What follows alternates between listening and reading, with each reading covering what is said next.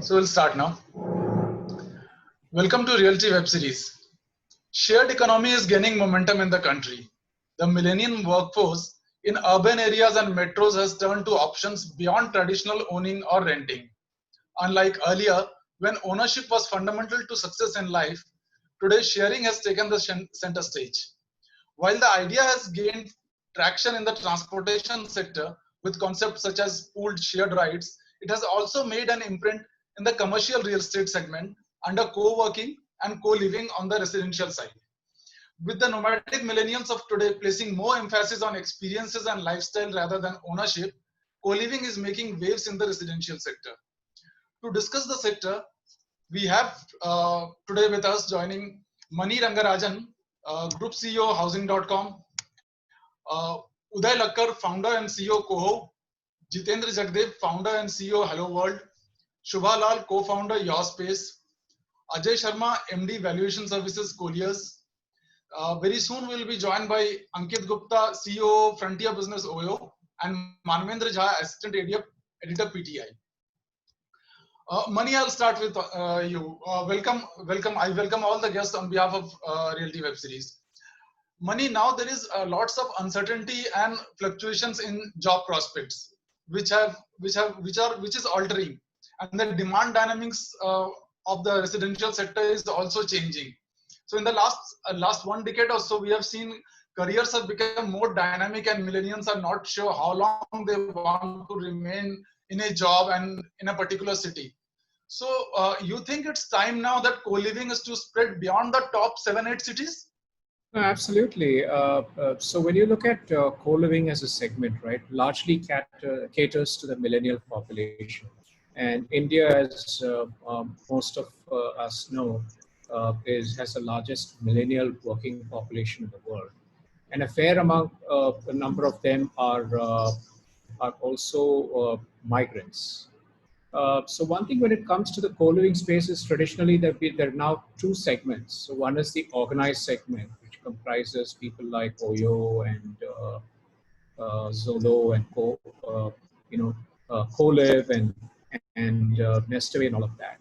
And then there's an organized segment, which is the PG segment, which is traditionally been known in India as paying guest, where people tend to live in spaces which are owned by individual landlords. So as I see the way the co-living segment is panning out, and given the dynamics in the economy right now, so people are not really sure of how long they're going to have their jobs, and considering that getting into 11 months long rental leases is going to be a challenge for a lot of the millennials. The second thing is that this given pandemic has imposed a lot of restrictions in terms of social distancing, hygiene, and in terms of convenience. And when I look at this, then there is going to be a lot of movement towards the organized co-living players from the paying guests.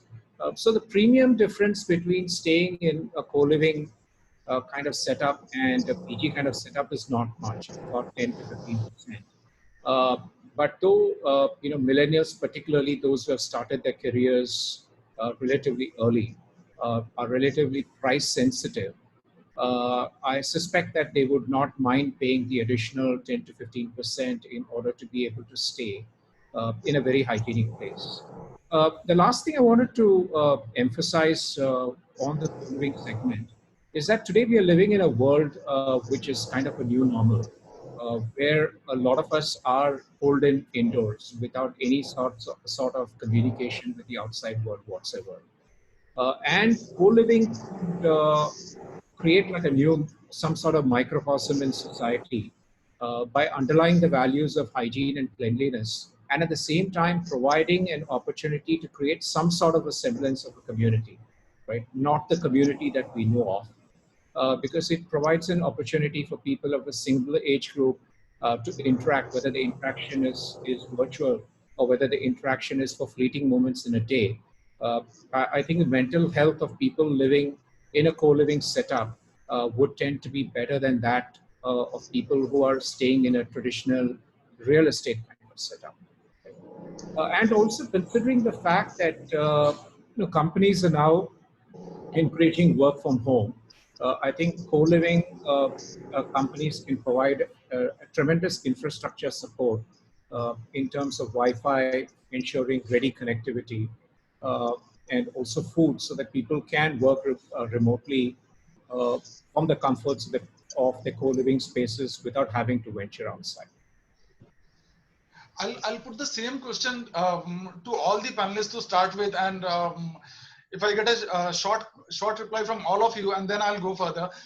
Uday, you think co-living is going to spread beyond the 7-8 top cities, and by when do you see so, and what's going to be the growth rate of the co-living segment then in that case? I think co-living as a concept itself will be a combination of co-living as well as managed rental accommodations, right? So I am more bullish about rental economy in general, right? Because people are postponing purchases, and within rental, if something is managed well, enabled with technology, it's a good thing. It's a useful thing, right? And that utilitarian concept could be in tier 1 and tier 2. Of course, given the fact that most of the corporate jobs would more likely than not still continue to be in tier 1 cities, let's say the top 7, 8, 10 cities and all.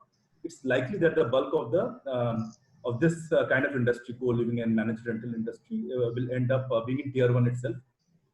Tier 2 or the fringes of tier 2, the likes of, say, for that matter, Jaipur or Ahmedabad, Indore, some other cities and all might end up happening. But I don't think that.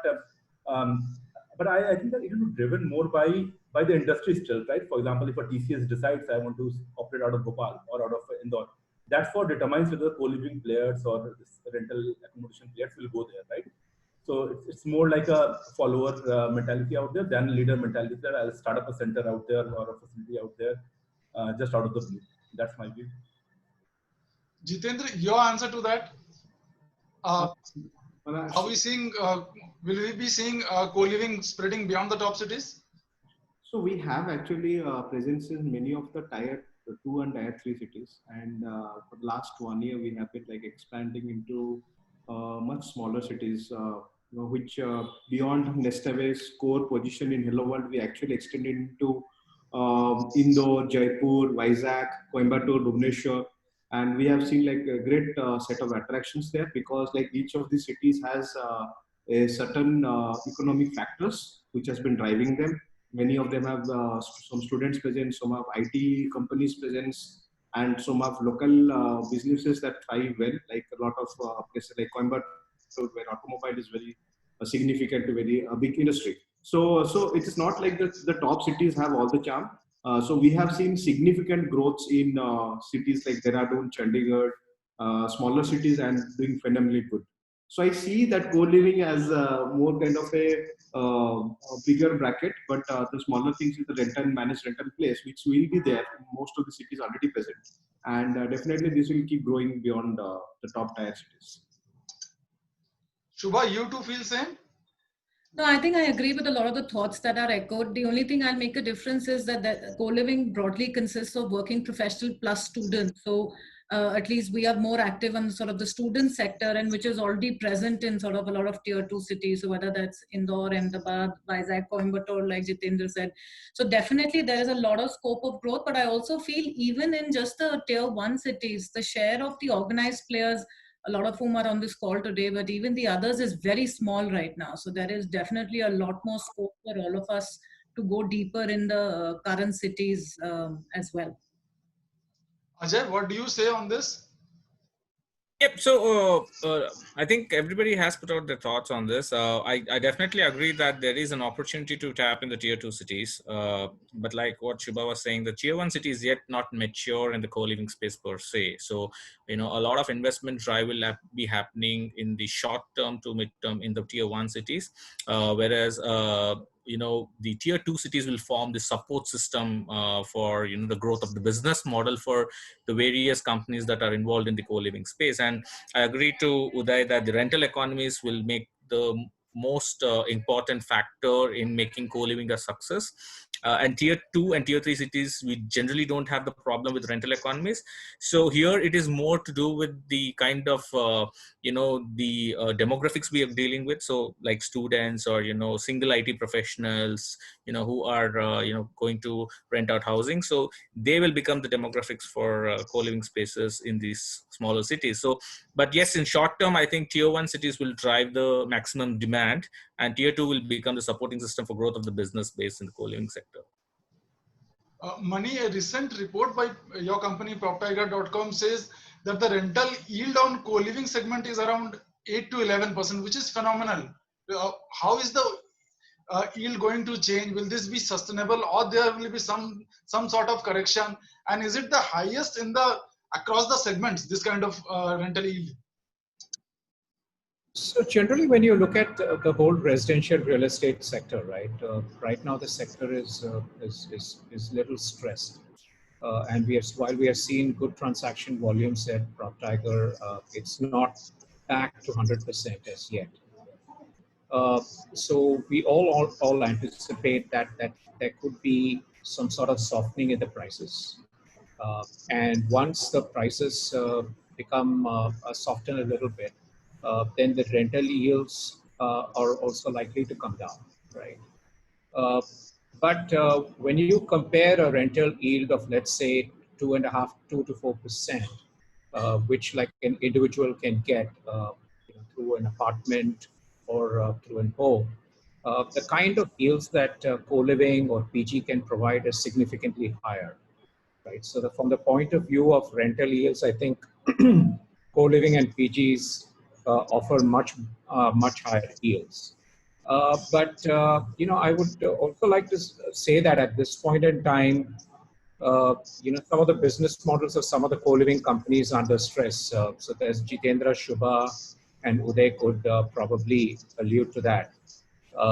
Because one is, we are seeing more short-term rentals in co-living compared to before, right? So you're also seeing like newer segments emerge, like, for example, healthcare workers also stay in co-living, and co-living companies have been very adaptive and have created like new use cases for that. The operating companies of the cost for the co-living companies have also gone up, and I would think significantly, because you cannot maintain the same occupancy ratios that you did before, primarily because some people have gone back to their hometowns, and also the fact that social distancing means you probably cannot fit in 4 or 5 people into a single room. Added to this is additional housekeeping costs, additional sanitization costs. So while co-living offers like a great rental yield, and I think it's still going to be better than a traditional rental yield, the rental yield on co-living will likely come down at least over the next 6 to 12 months. And then it shall stabilize, you are saying? Sorry? And then it shall stabilize. And then I believe it will stabilize. But at least in the short term, co-living companies will face challenges in terms of occupancy and in terms of operating costs. We also have Ankit Gupta from OYO who has joined us. Ankit, how much pressure is there on the co-living segment on your business? And post-COVID, how much the pressure has increased on your margins, on your revenues? Sure, Balash. I would answer this in 2 parts. One, I think in the short term, just given the COVID scare, I think it's needless to say there has been some shift in the way the market has behaved. People are going back to their hometowns. People are leaving cities as we speak. So there is a drop in occupancy. However, over the past month, we have actually seen a significant turnaround. We have started seeing our occupancy starting going up. If we even take month-on-month basis, we would say we are almost up 50% as compared to what we were compared to last month. And I think there are 2-3 trends we're seeing. Number one, this whole concept of work from home is actually shifting to a work from home and office integratively. The second trend we are seeing is that there is a lot of focus of people shifting away from unorganized PGs where maybe there is a perception or reality about how the quality is, to more organized segments where For example, we're focusing heavily on sanitized stays and ensuring that all the right protocols are followed.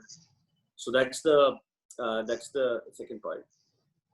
The third part is Go ahead. sorry. The third part is if you look at the way consumer behavior is happening, people are asking for, instead of double sharing, triple sharing, single sharing or single usage rooms, and that infrastructure is something that we are focusing heavily on to change. Uday, the cost of furnishing and maintaining the asset, is it proportionate to the return on your investment? Not quite clear on the I'm saying yet. There's a cost attached to furnish the co-living space, and then the maintenance, and now with sanitization and other norms, those costs are going to increase. So the return on investment is proportionate to what kind of cost you will be incurring or you are incurring? See, the delta is very limited. For unorganized market, I think the delta is much more because you're trying to make a much larger shift. For organized players, at least I can speak for Coho, a lot of the things are already being done, right? If there was a need for hygiene, sanitization, or security, fire extinguishers, whatever norms were to be followed, they were all there. So in fact, it was not a drastic change. The external world has changed, but in terms of internal changes, there weren't too many. Actually, it's overhyped. I think the cost associated with this one. I think the cost of sanitizers and the cost of so I think in fact I've taken a full course on sanitization and hygiene, the chemicals, the price point, how to source it cheapest and all that. It's not very expensive, frankly, right? And people are more than comfortable paying it when they see that there's value in that. There's a small delta. I don't think that major changes happened really in terms of the cost. It's the same for us. Okay, Jitendra, what kind of net absorption do you see in the next couple of years? In terms of supply, you mean, or in terms of demand? In terms of demand. So, last 2 months, it has been like we have reached almost 75% of our highest numbers. So most of the things is like for every entrepreneur, like when things go tough, we have to either change, understand what's the market dynamics are changing, and accordingly, go for the modifications in your business model. And also post the pandemic, so what we had launched was we moved to a complete video-based schedule visits, like sitting from any city, you can actually do video visits. You can do, we were the first to start something called convertible home offices. So your home actually, so sharing is a thing that is big question mark.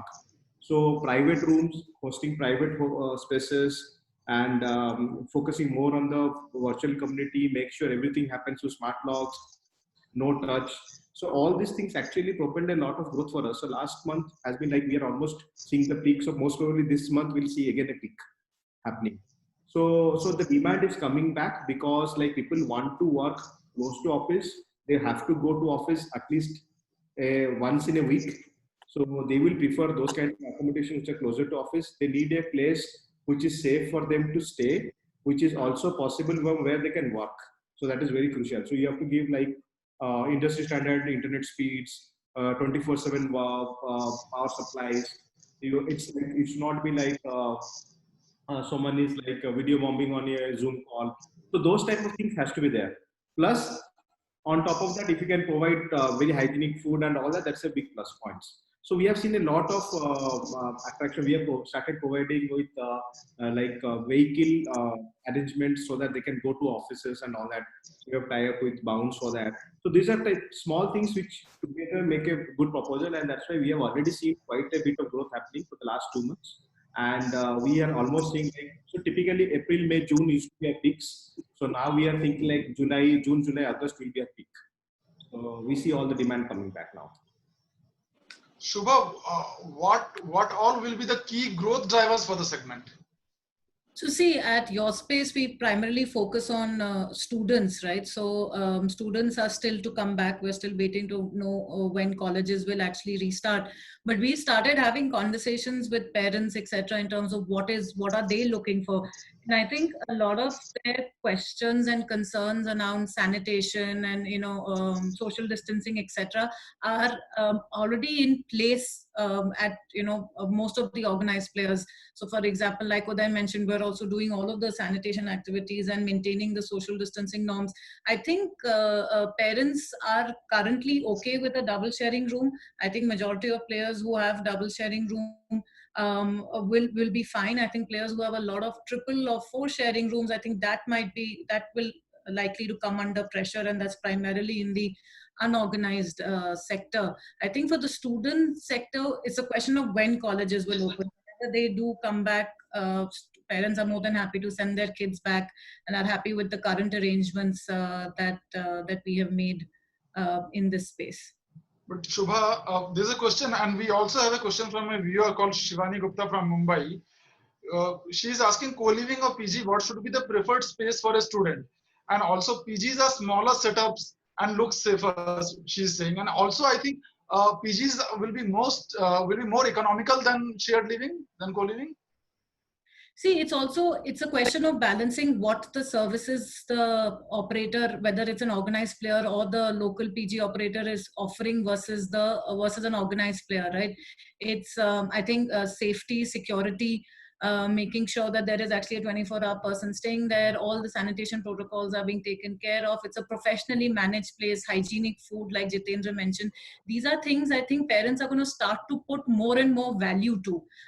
There are obviously fantastic unorganized players as well, but I think parents will start to put a value on privacy, safety, places which are hygienic and better managed, and it's going to become a question of value versus what services you're keen on getting.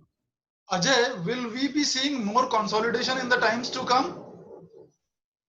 Yeah. So as the sector grows, consolidation is inevitable, right? So you will see the economies in the scales, and people will look at companies coming together and providing a larger base of service. So it is definitely going to happen. So I mean, we have seen this in Europe, we have seen this in US happening, we have seen this happening in China in a large way, in Hong Kong also. So for example, the Collective in Europe has been acquiring a lot of other co-living companies, and they have merged with them and they have expanded into newer markets. So this consolidation is likely to happen, and especially like going back to your first question, if you really want to move into newer markets, to the tier 1, tier 2 and tier 3 cities, and provide the same kind of facilities and other things, that requires a lot of capex, and it rather makes a lot of sense to actually acquire the localized players, and transfer the know-hows and the learnings that they have taken from the urban markets there, and provide much better services in those areas, and that will help.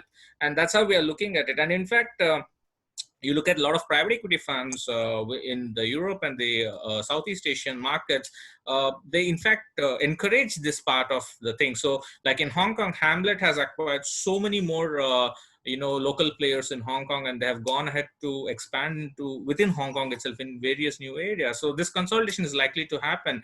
But in India, I think we are still way off, and it will take some more time. So yeah, so that we have to wait and watch for India. Mani, the Tiger report that I was discussing about, it also says a lot of companies were entering the segment, and is the trend likely to continue? Will we see a whole lot of companies coming into the segment? I don't think there are going to be too many other companies come into the segment because you have a lot of existing players as well. While this sector has low barriers to entry in terms of setting up and managing a co-living kind of setup, the scale is very, very important. Because ultimately, if you're working with an operating margin of 10 to 20%, if you have a lot of scale, it's much easier to run a co-living facility.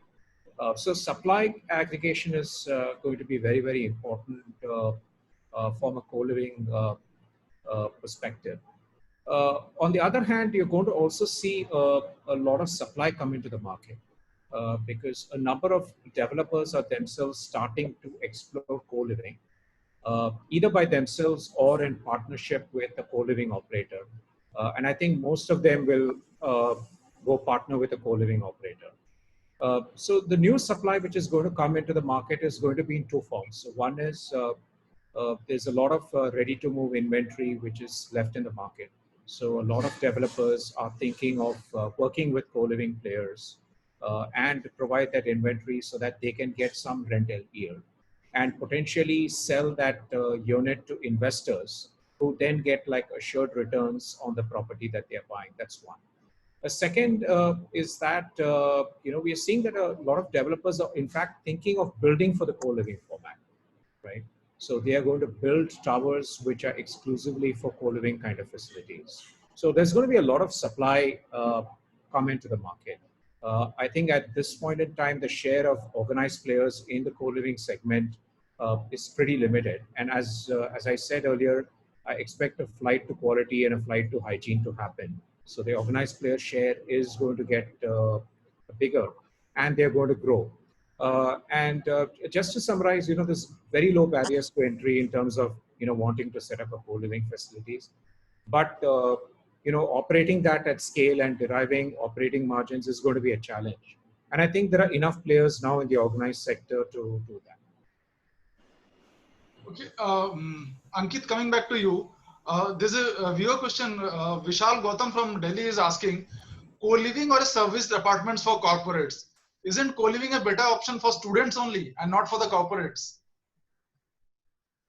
Sure, I'll pick up from what Shubha said. I think there is a segment for each of them, and there is a fair amount of consumer experience that we are now focused on. So even for corporates, the kind of experience that we give right now is most critical.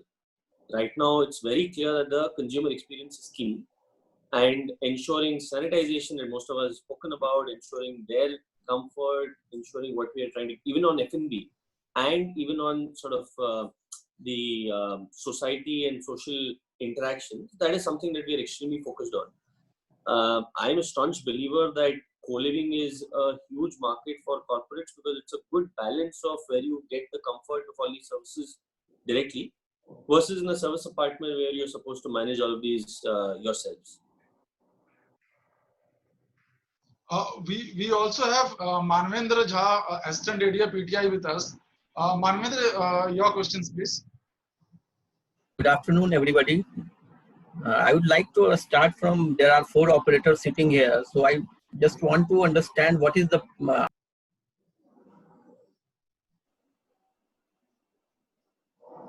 Manvendra, you are muted. Manvendra, you got muted. No, it's unmuted. Now, you can ask your question.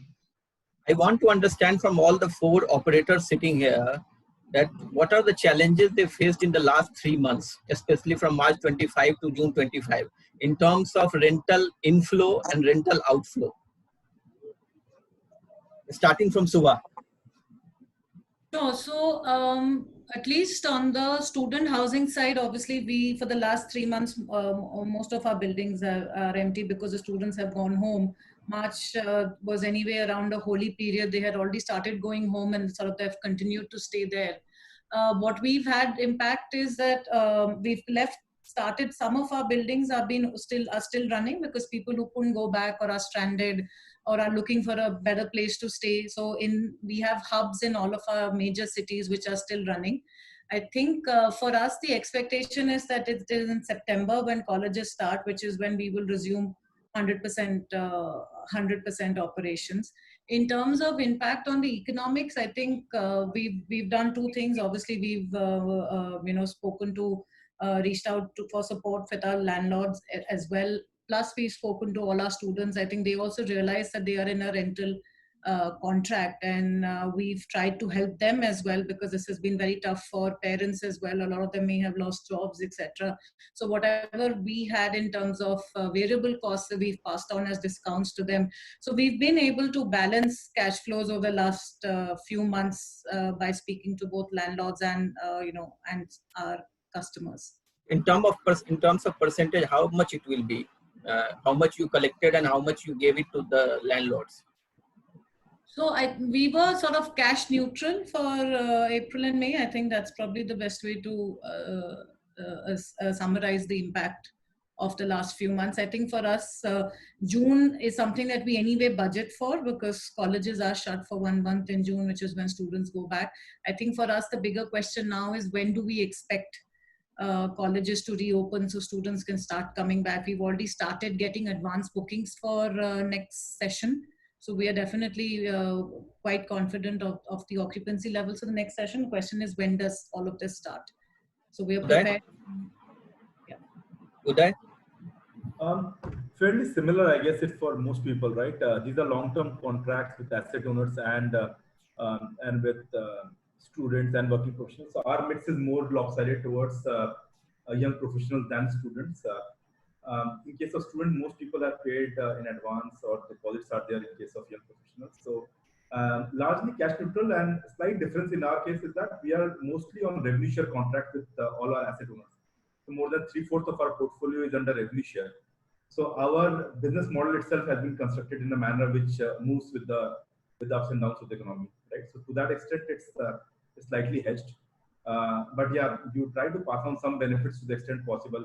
And the audience that we cater are slightly middle class and upper middle class. So I think there are financial hardships for everybody, but it's not that bad that, okay, a couple of $1,000 here and there do make a difference, right? So I think, in fact, what we have tried to ensure is that try to keep making payments on the blue-collared side and on the other people who are actually genuinely affected, frankly, right? Otherwise, there's more hype and hoopla. One thing that I've realized is that the richer the person, the more the noise the person makes, right? Our richest clients or the students and all that, they actually end up creating all the fuss, while the ones who are middle class or who are working and everything, they're pretty sorted, right? So this is the irony of life. Ankit? So on the supply side, we are actually seeing a fair amount of reduction in the yield expectations of owners. And we operate both student housing as well as co-living, right? So the yield expectation is going down because real estate as a market, both the commercial as well as the residential side, is becoming a lot more in surplus. In addition, what we are seeing is that fixed rental expectations are going down. People are becoming a lot more amenable to revenue share. So a combination of revenue share and lower expectation on yield is helping us on our fixed costs significantly. Our operational costs are definitely going up because we are investing a lot more in all the cleanliness and hygiene and safety mechanisms for our customers. On the demand side, it's been a very interesting curve. April and May, we did see, like I said earlier, a significant shift in people going back. But the last week of May and this month, we've started seeing a significant return of people. And it's a large mix of corporates right now. On the student housing side, we are actually seeing a lot more direct demand from the campuses. And given that we operate a lot with some of the good branded campuses like our deal with IIT Delhi, with Plaksha and so on. So that's helping us continue our conversations on the campuses. But on the corporate side, we're seeing healthy demand coming back already. Hitendra? I think Ankit, Subha and Uday have all covered up all the parts. So I will say that financially, I don't think so. There was like much of turmoil for the operators' point of view, because most of the rent that goes down is because it's like the HNIs or the owners of the buildings. For them, it's definitely a cash flow issues for some time, and I think they're quite rich that it doesn't matter much to them. And apart from that, it's much more, I think, the emotional stress and the fear factor that was happening and that's still happening. That's the biggest worry factor. But I think for the operators, it should be still a good game because a lot of supply getting added. The expectations from the co-living, like a lot of players were expecting like 8 to 10% returns, which was like phenomenally high. Depending the residential market yields are like 2 to 3%. So those will stabilize. And once it's for the people who are going to stay, for the tenants, it's a good thing now happening. For operators, it's a very good thing that's happening. So, okay. My question is to Mani, because since operators will not admit this, have you seen on your platform the price per bed getting reduced? We have seen that, though I would not say that it's been pretty widespread. There have been quite a bit of discounting that has been happening amongst the co-living operators. I don't want to go specifically into names.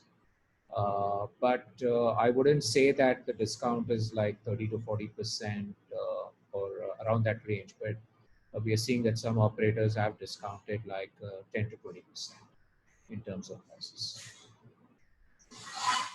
Okay. My question is to Ajay now. There is one deal recently happened between which Oxford Cap did. That's So right. they will be entering into own and operate model. Right. So how do you see this? Because most of the panelists here say they are into revenue sharing with the landlord, and now here is a company which wants to go into own and operate model. So Right.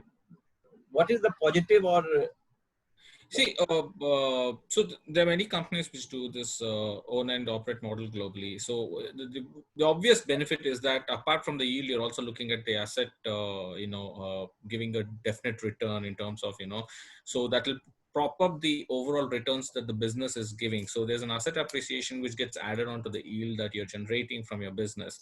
So this is typically there in even like any commercial developer you take up. So how do they do the deals is that basically they're projecting the yield on their commercial premises plus the asset appreciation. It's the same concept that's happening here also. So the asset appreciation part will probably push up the IRRs significantly higher for keeping the interest of the investors in the company. Okay. I'll take a viewer question. This I'll take to Mani. Varun Kumar from Gurgaon is asking, co-living with more players getting into it, do we expect cost reduction along with COVID-19 repercussions, or the prices can go up? I think cost when he means he's talking about the rentals. Are we going to see the rentals going up or down? So the yields on rental will definitely go down. Right? Because as I said, right, even for people who are going to be buying in the residential real estate sector, the prices are definitely going to go down, right?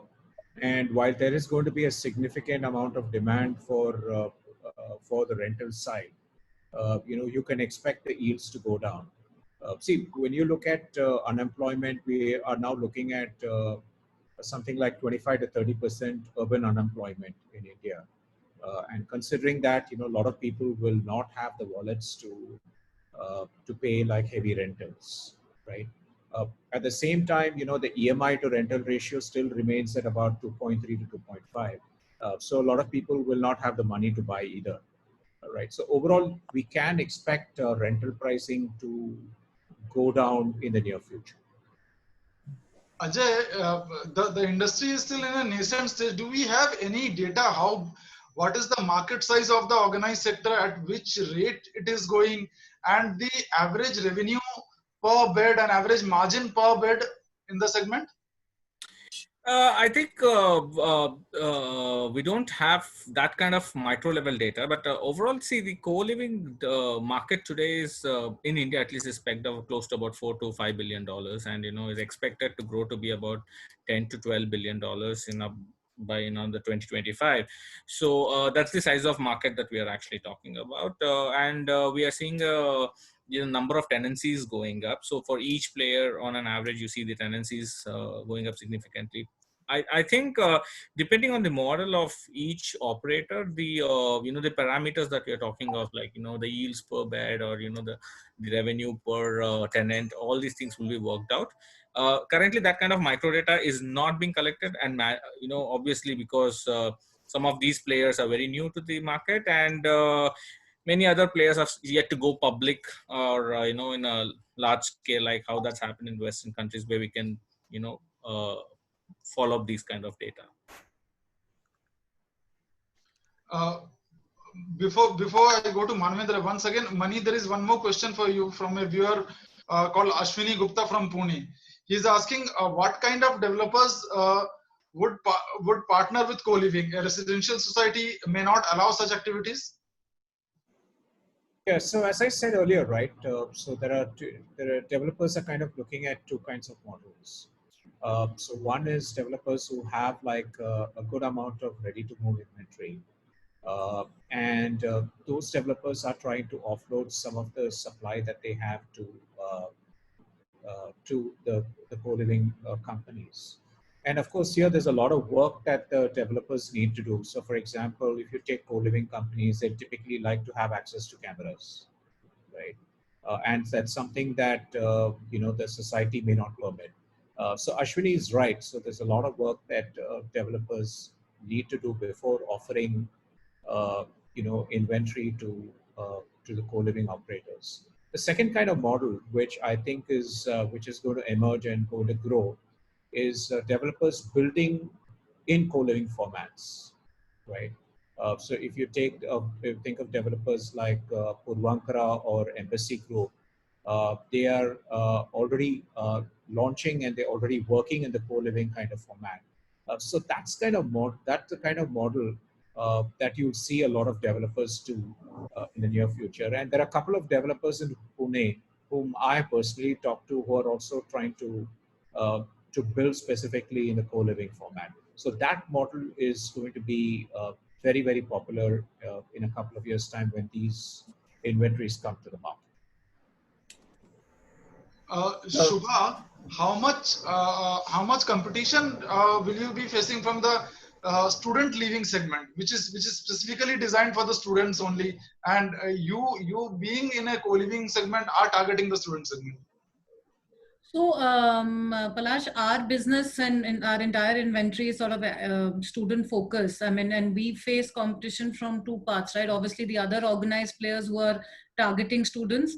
Now, what happens in the student sector is location is very, very critical. Students typically tend to stay much closer to their college than sort of working professionals who are willing to travel a little bit. So in that locality, you could have organized players, and we also have competition sometimes from the unorganized players, because like I said earlier, there are some really good PGs which have been running for several years. I think there is definitely a lot of interest in the segment. There are some inherent advantages of the student sector because students come for a longer period. It's typically a 3-year client life cycle.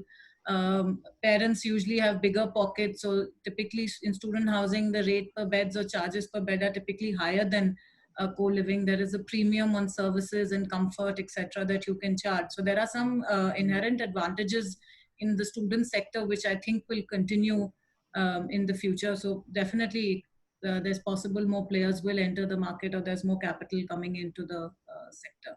I think a lot of what is also happening is, which is a positive for the sector, is that colleges are now starting to open up and wanting to partner with private players. Ankit mentioned IIT Delhi. For OYO, we've been working with IIT Bombay, and we work with about 15, 18 other colleges across the country.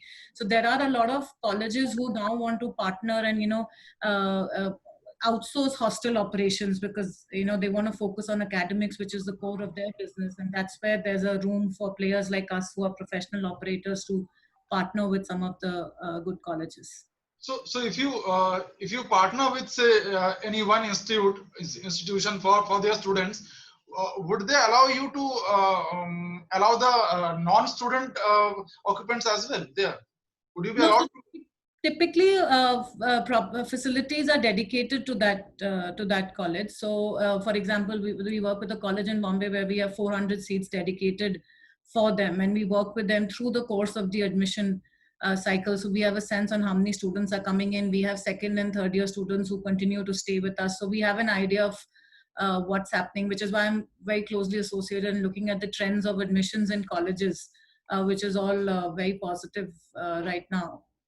So typically buildings are dedicated for specific colleges. Manvendra, more questions? Again, to all the 4 operators, have you put your expansion plans on hold or it's continuing?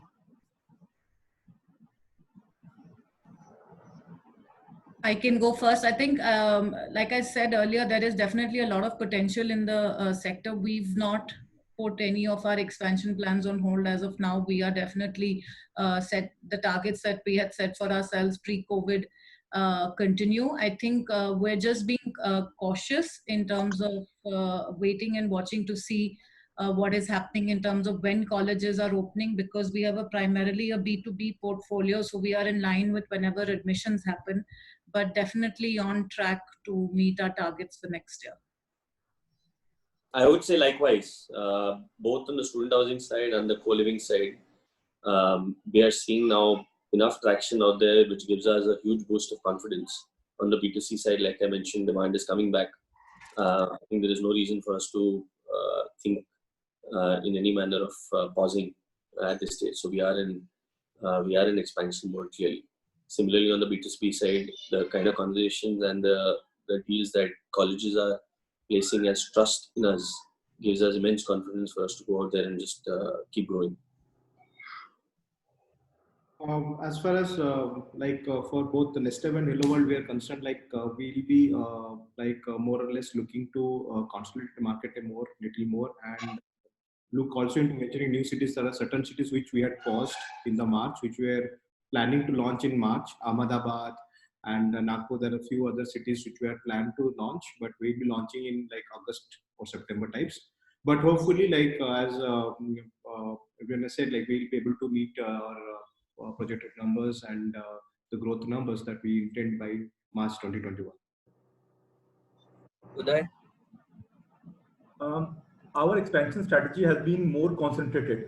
So we are more of a depth player than a breadth player on the location side. And on the spectrum side, target segment side, we are more of a breadth player. So we do from student housing to young married couples, also that entire spectrum that is there. I have a slightly contrarian view to some other players here. I think the market has taken a bit of a hit. I don't think the occupancies, at least in our case, have been back to the same levels, right? And we feel that it will be the same actually till October, November, December, right? And I think Shubha mentioned about the colleges opening up later, and we have also got our B2B portfolio and other college ties and students and all. Nobody has a clue. UGC keeps coming up with newer guidelines every day because nobody knows how long will that last, right?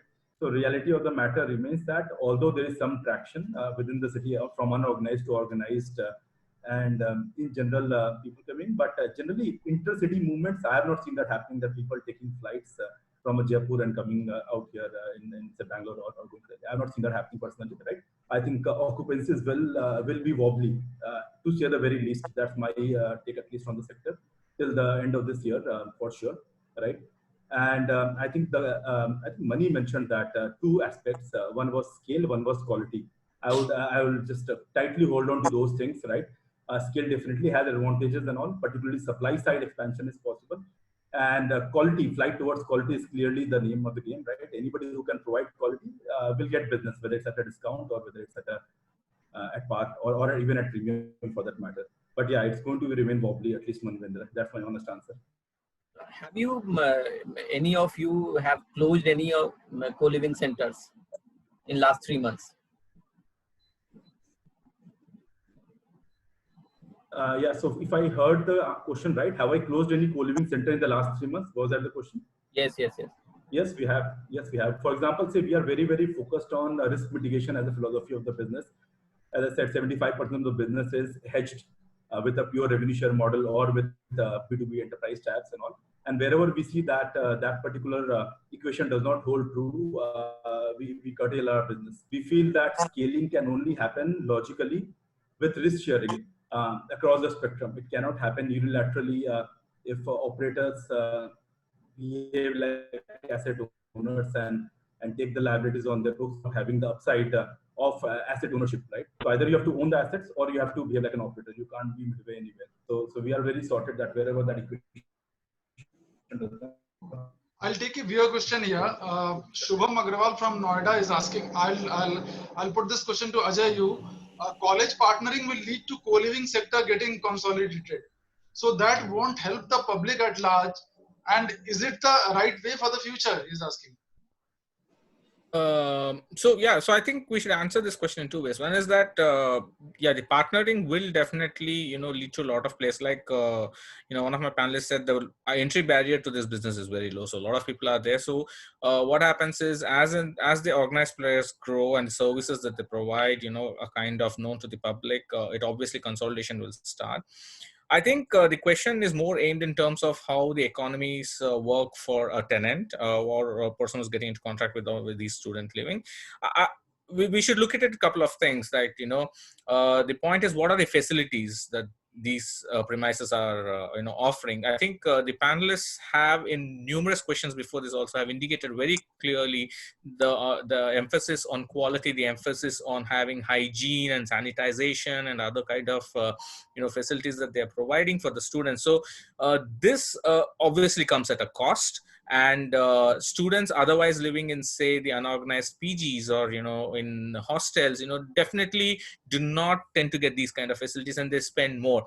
A simple example is let us take laundromat services. Now a co-living space can actually give you in-house laundromat services and charge for that. It looks expensive in the on the face of it, but the fact is that I stayed in a hostel and I studied in a post-graduation, so I know how much I actually spent on a month-to-month basis getting my clothes done outside and bringing it, and the kind of difficulties I used to face in seasons like monsoon and other things. So out of practical experience itself, if you look at this comparison of facilities to the difficulties that you would undergo in the unorganized sector, I think a lot of people will gravitate towards the organized sector, and I think that's how it's going to be. Just the fact is that even in a situation like today, in the pandemic situation, I think students who have stayed back in a co-living space and not traveled back to their homes, facing the kind of difficulties that we are exposed in the media today, they've been very better off, because the co-living operators have really stocked up. They have kind of put in a lot of efforts to have a high level of sanitization and hygiene going in their premises. So they're more protected, in fact, being in these spaces. And in Europe and in US, people, the college is closed down, and students who actually couldn't travel back to their home countries actually opted to going and staying in these co-living spaces, and that has helped them to kind of manage both economies as well as at the same time be safe. So I don't think these benefits you get in an unorganized sector. And if consolidation happens, well, that is how the nature of the business is. People who have money tend to buy out the other businesses. But yes, you also get a very good service, and you need to pay for the service. So it's as simple as that. There's one more viewer question from for Ankit Gupta. This is from Atanu Bhattacharya, who is writing from Kolkata. Corporate tie-ups, how much does that in the percentage has shared today, and how much will it be in the future? Corporate tie-ups in the overall business. Sure. I'll take this more on the co-living side, because anyway the student housing is a lot more B2B in any case. On the co-living side, we are seeing that in the current situation, about 30-40% of our business is coming from corporate tie-ups. The kind of demand that we are seeing from corporates to nudge their employees to stay in places which are closer to work, places which are more hygienic and secure, is going up dramatically. Earlier, it was a lot more for the individuals to decide how they want to stay and where they want to take decisions. But now, I think corporates are also being very, very vigilant about helping their own employees take these decisions. Money, with developers facing a inventory pile-up crisis, you think developers will opt this as a way to clear up their inventories? Will they come forward and do more tie-up with the co-living space owners? That's see. First of all, it depends on what's the sales velocity in the project, right? So, for example, if the project is not selling at all, right, and obviously it's not selling for a reason, then rather than reduce prices by 25 or 30%, right, and taking a lot of loss in the process. One option is to kind of partner with a co-living operator, get some rental yields, right, which could bring in some of the cash flows. Although the other side to that is that typically the contracts with the co-living players will be of a longer duration. It will be like a multi-year. It will be at least, I guess, at least 4 to 5 years in terms of duration. So that's a con to developers like contracting to out the co-living players. But on the other hand, if the inventory is not selling at all, and if this is a way to give assured returns to people who are willing to buy, investors who are willing to buy, and if they can give the investors something like a 4 to 6% kind of return, on the inventory, then this is a good way to get rid of inventory, which is not so. There's a question from Shreyas Gupta, who's writing from Bhopal. This is for all the operators. What are typically the approvals and due diligences required to open a co-living? Probably he wants to start one. Jitendra, would you like to answer that? Mostly it is very much the state and the city laws that has been that determines most of the permissions, but mostly it is the trade license. It starts with the trade license, and then you have to go for the fire permits. Then if you are serving food, if you are making food, then there are a lot of other approvals related to food approvals, and plus there are like you have soap and distress establishments. So it's really a set of documents that you need to work on, and which will take a lot of time and money, but that has to be there. So, but definitely trade license, fire approvals, all these are very much necessary. Taking a cue from the question, Shubha, will there be franchisee model in the days to come in this sector? I think there's definite franchising model is definitely an option. A lot of other bigger brands, and if you see on the consumer space, have expanded using the franchisee model. Like everything else, there are advantages and disadvantages, particularly in terms of maintaining service and quality. That's one of the things that has always been a challenge with franchisee model. I think it varies from player to player in terms of how quickly they want to scale and what their view is on the level of service, but it is definitely an option that remains for the market. For Mani and Ajay, there's one more question from Achal Trihan, who's writing from Delhi. Own and manage. This concept will curtail entry of new players, and only big or funded players will be able to satisfy. But that might not be enough to satisfy the supply, he is saying. Ajay? See, like I think we had this question from Anvendra on the fact that whether owning and then running the business makes sense, and I said that yes, there is, in terms of the returns perspective, it makes a lot of sense, and therefore a lot of private equity funds which might be backing up the new players would look at owning, and especially in current scenario where residential real estate is available at a at a significant discount, and therefore there could be a lot of this thing happening. I think also one other deterrent actually in this space is the Model Tenancy Act of 2019, which is likely to come into play, and that kind of will redefine how the tenancy contracts are being drawn up. And with most players actually working on a lease agreement with owners or with developers in renting out towers, this MTA is likely to have a significant impact on how the model has to be reassessed in terms of its legality and in terms of what are the contractual performances that can happen. So which in turn can discourage the private equity players from looking at, because it kind of becomes a very difficult proposition to be managed. So therefore they would rather say, let's go ahead and buy the premises, because anyway your balance sheet is propped up with the the assets sitting on your books, and you're also making a decent deal. So that's the way we look at it. So yes, so that it might become a barrier, but that we see that this is going to happen more often now with this MTA coming in play. This is one more viewer question. Divya Singh from Mumbai is writing, with COVID-19, how much of loss are you expecting or have already incurred? And the pandemic not stopping anywhere, what will be the way forward for co-living? And also we don't have any signs of medicines coming or a vaccine coming out very soon. So what's going to be the scene in the future? Uday? It's a larger question, sir. What will I answer? I'm too incompetent to answer, right? All of us are in the, as they say, in the same storm, not in the same boat, right? So so that way, Ankit and Jitendra have got stronger boats, I guess, right? So my boat is slightly more wobbly. But nonetheless, I think I don't have an answer to health, right? I keep drinking hot water, lemon water, and whatever things and all. I listen to my wife religiously. All those things I keep doing, right? Because we are locked here in a single apartment, all those things. But yeah, jokes apart, I think in terms of cost, the idea is to stay afloat and have as much risk mapping as possible. See, our philosophy is very, very simple.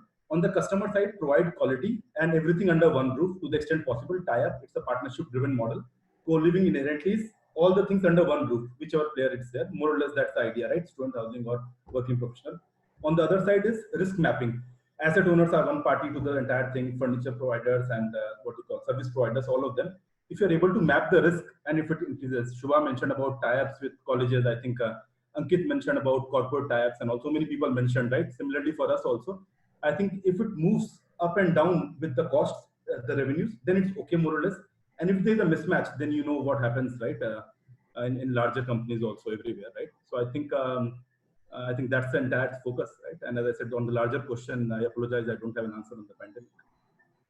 Money, the sector is largely catering to the services segment. You think by when other sectors such as manufacturing or the industrial sector employees will opt for co-living? I think the operators here are much better placed to answer that. But in general, right? I think it's wrong to look at co-living, just in the case of this pandemic. I think as a concept, I think it's a brilliant concept. The concept is here to stay. So we've got like a growing millennial population. We've got a lot of migrants. We've got students who are looking for a place to stay. So I think it's only a matter of time before it expands to other industries as well. And even recently, we've at least seen two new use cases come up. So one is healthcare workers, right, who are treating patients and who don't want to go home, but who are living in a co-living kind of setup, right, till the pandemic abates, right? So that's one.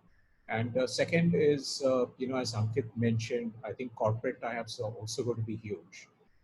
Because with companies encouraging remote working, one of the things that we have seen, and we have seen that at Housing PropTiger, the Elara group as well, is that a lot of people are not able to work from home, right, given the infrastructure setup that they have right. And people who are also working from home and who are staying at the unorganized PGs.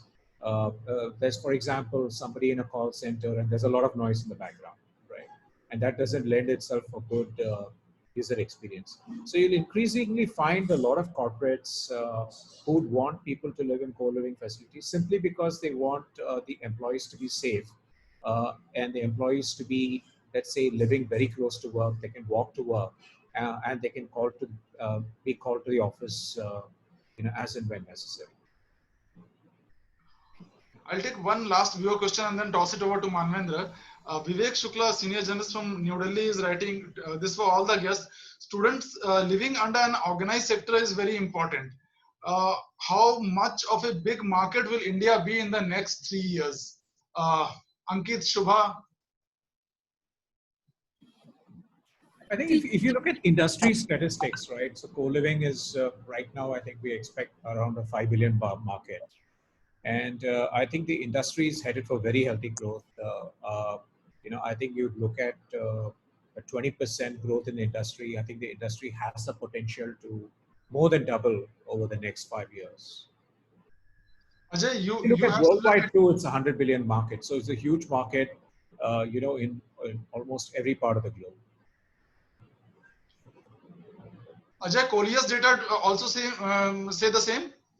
Yeah, so I think I did indicate this, that the current market is roughly about about $4 to $4.5 billion in India, with about 40 lakh beds is what we are looking at, and in next 3 to 4 years we are expecting that to grow to close to about $10 to $12 billion, with the beds going up to about 55 lakh beds across the cities in India, and the business working out, the co-living concept itself working from about top 30 cities in India. So yes, the market that's the kind of market that we're looking at. Yeah.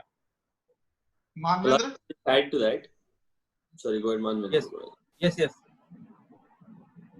Ankit, sir, continue. Sure.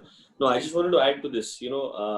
It's very interesting. The market is about 35-40 lakhs in, like some of the people said. And today the penetration of co-living and student housing in combination is less than 5%. So at some level, while we can talk about the COVID situation and even the growth to the industry, while that is something that makes a lot of sense for the overall sector, there is a huge upside if the fundamentals of how we think about this industry, which is one, making sure that we are giving customers in the end a highly valuable proposition, 2, at the right price, and 3, to make this sustainable at the right cost for each of the operators. If these 3 are combined, this 5% is hopefully cited for huge upside in growth in my view. Okay. My question is to all the 4 operators. We are seeing that real estate developers are adopting digital technologies very fast because there is no physical site visit. So what about in co-living segment? Are you adopting more digital technology to cater to the customer to bring the business?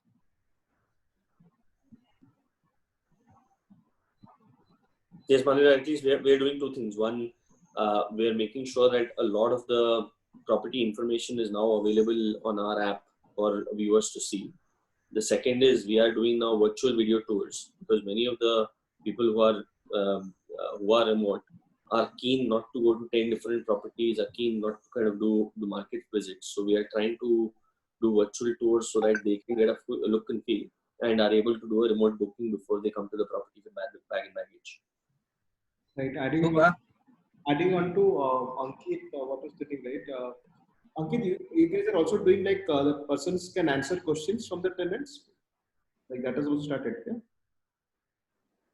Sorry, I did not get the question. Please repeat. The new tenants, they can answer there is a person who actually shows them around, like, or how it is, like the virtual tours. The virtual tours, are there like, someone can show them around or? Yes. So we have our property managers at each property. And when we get a virtual tour request, the property manager shows them around on the virtual tour so that they are able to get a feel of the property virtually. Okay. I think very, very similar, right? Like I said, a lot of parents are starting to make bookings for the next session. So doing virtual tours, similar to what Ankit said. Also, we are trying to make the entire check-in process also contactless. So whether that's checking in at the property or or using smart locks on doors, etc. So try and reduce as many touch points as possible for the students. So I think technology is definitely going to play a bigger role going forward. If some of these things were already in play, even pre-COVID, but I think it's the need has just got enhanced given the more recent concerns. Uday, Jitendra? Yes, Manvendra, largely the same. In our case, the quality and tech catch-up is near zero. For example, we have been using 3D walkthroughs for last 5 years now, right? So every property of Coho, the entire building, we take up the entire units. Every property has a 3D walkthrough. Every nook and corner of the room can be seen. It's been there for 5 years now, right? In fact, Housing.com was the pioneer long back actually in several of the tech initiatives and all that, right? So these technologies are very easily available in the market also, and we also have that. And on the property side, facility managers or caretakers who are there, they show around in the virtual tours also. And all these things have been there, I think, to be very honest, as probably Shubha mentioned, slight accentuation of that, but virtually there is no change in our case, right? In both in quality and technology, it's identical. I think same, like very similar things, like hardly much of technology can play any role in this. So whatever the technologies that exist, much of them have been trivialized. Much of them have been trivialized to a large extent. So I think most of the builders, the developers have a range of technology that they can actually adapt to. But most of the operator world have actually adapted to those technology long back. So I don't think so there is much of tech that can build in more. Okay. And one thing more, do you think that raising funds will now be a concern for co-living operators? It has always been a concern for me, not just post-COVID, but pre-COVID also. I always had concerns, right? So my friends Ankit and Jitendra have been much better than me at that, right? So for me, it was always a concern, but I believe that this industry is about getting your basics right. Either own the assets, like I mentioned, then you make money. So I've been a real estate PE investor prior to this also. If I own assets and I expect IRR on that, it makes sense. Or as an operator, I'm supposed to make margins, right? If I get stuck somewhere in the middle, so that's where the problem is, right? So I think capital raising was always a problem, Manvendra, right? If you can help around, and it's an appeal to all the panelists out here, जो help कर सकता है करो, I'm open, right? उसके अंदर, but otherwise I think it's a business which needs to sustain itself, right? We are near break-even at net margin level also now, right? So ideally, why do you need so much money? That's the question. For expansion? Why do you need money for expansion? So we have expanded 2x in the from 2019 mid to 2020 March, and with near zero capital. When you're partnering with developers, you're partnering with colleges, you're leveraging the technology you've already created. Why do you need so much money? That's a question that needs to be answered. Subha, Jitendra? It is not specific to co-living, but the whole fundraise is going to be a tough times now, because the revenues, there is a lot of uncertainty in the market. So whenever there's an uncertainty, people go back to the traditional methods of investing. So fundraise will be difficult for all the players in the next 6 to 12 months. But post 12 months, there will be few bigger players which will emerge at much more profitably. And perhaps then whatever the loss or whatever the hit they have taken, they will be able to overcome it. But actually for the next 12 to 8 months, it's going to be gloom as far as the fundraise is concerned. I think I would agree with Jitendra. This is not just specific to our sector. I think generally funding will be difficult. But I think the reason that that's also happening is because the VC players or the PE players are more focused on their own portfolio, right? They want to make sure wherever they've invested in currently is actually tides over the difficult period, and then they'll sort of look at new investments. But I think if you've just recalled what has been discussed today, there are a lot of very strong fundamentals in this sector. So while it might get pushed out, there is still definitely scope for investments after 6 months, 6 to 10 months. Ankit? Funding concern for OYO? Because we are currently blessed with the need not to raise any more funds. I think we're fine on that front. The question you're raising, Manvinder, is actually a much larger question, which is a macroeconomic situation. It also depends on how India's overall rating. It also depends on how many of the VCs which are there today with the US situation. Because if the US does slow down, then the overall market out there becomes a lot more attractive on dollar returns. I've been speaking to a bunch of the VC folks as compared to some of the emerging markets. So funding may get shifted, etc. I don't think it's a straightforward question. Yeah, so I mean, Manvit, just adding to this, what everybody is saying, but what we are actually also seeing is that a different trend in raising funds. So instead of the operators themselves raising funds, we also see them tying up with developers and then doing a joint pitches to raise funds. So we've had instances where a couple of guys have tied up with developers who have gone ahead and raised Series A funding or Series B funding for their operations and expand their base. So I think rightly said, the macroeconomic challenges will continue to be there for at least next 12 months. But I think the way we need to really look at is how innovatively we can start raising funds. And frankly, this is the time when it also presents the maximum opportunity to raise funds, and players like Nexus Partners, Matrix Partners, and we have SoftBank, of course, OYO guys know them well. So all these guys are very well focused on looking at how they can do more funding. But yes, there should be a sound fundamental to that. So as long as you have a partner who can provide you with the asset and the operator can justify the returns in his business, I think the funding should not be that big a problem. Do you have any data of how much fund this segment has raised so far in the last 4 or 5 years? Yeah, so like I said, we have two types of funding. One is an operator-based funding, and then we have the asset-based funding. So as Colliers, what we have largely done is we have looked at an asset-based funding more than the operator-based funding. That's what we have looked at it. So what we have seen is close to about $50 to $60 million have been raised in an asset-based funding in the co-living space I'm talking only about the co-living space. I'm not talking about the co-work space, which is the larger space where billions of dollars have been actually been invested. So in the co-living space, we're looking at about $50 to $60 million being invested on the asset side base, not on the operators. So of course the operators, it's different. We have to see how many rounds of funding they have undertaken, and what is the kind of capital that has come in. Mm-hmm. One question to Mani. You brought a report a few years back that there's a $93 billion opportunity in this segment. Do you still believe that the opportunity post-COVID also, the opportunity is there and you are still bullish about the segment?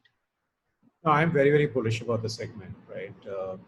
Considering the huge millennial population, working population base in India, and also overseas. For me, this segment has a lot of potential in the years to come.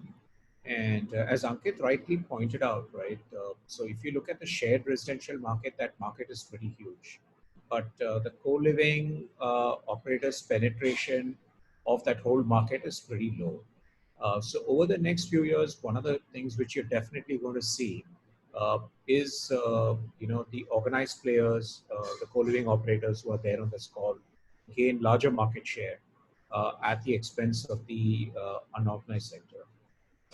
Also, in terms of the traffic which you have seen on housing.com, we have seen like a huge growth in traffic over the last year. Of course, during the last 3 months, we have seen traffic specifically in the co-living segment drop by around 70%. Though, as Ankit said, we have seen significant uptick in the month of June, but still about 20% below normal levels. But the number of searches that you're seeing on Google, the number of searches you're seeing on platforms like Housing, right, and the number of leads that are being generated for co-living operators, it all leads me to think that we are that this segment is going to grow very strongly over the next few years. One question to Subha. You focus only on student housing. Will you look at working professional also? Because that will make you some risk management.